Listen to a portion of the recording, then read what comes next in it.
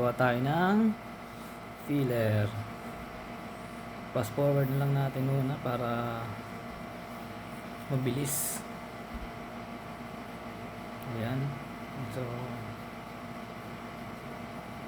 ayan, tatapos na po. Ayan. Ayan, dali na. So ganyan na po, ginamit ko na yung bracket. Ayan. So kinakabit na natin yung ginawa nating filler. Ayan, nilagyan ko siya ng clamp para walang galaw kasi ako lang mag-isa ang gumagawa. Ayan, kasi may ginagawa din iba yung partner ko, so para maraming magawa, kanya-kanya na lang kaming gawa para mabilis. Ayan, ginaklam ko na lang, tapos nilagyan ko ng paa sa baba para may tagahawak sa baba kasi pantay siya sa karkas. Ayan, kinakalam ko na lang. Ayan, ini-score ko na siya. Ayan.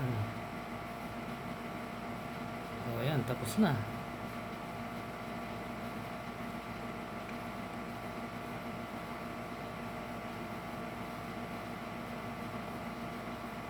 Ayan.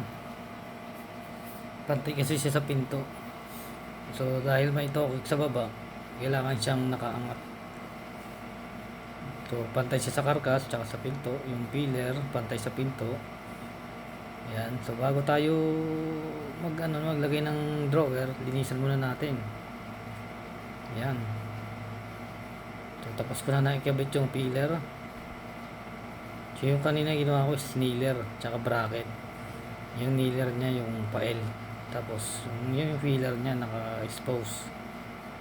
So ayan, lalagyan na natin yung drawer. Ayan. Tapos na. Ganyan lang paggawa ng filler sa cabinet. Sa susunod ulit. Salamat sa panonood. Thank you.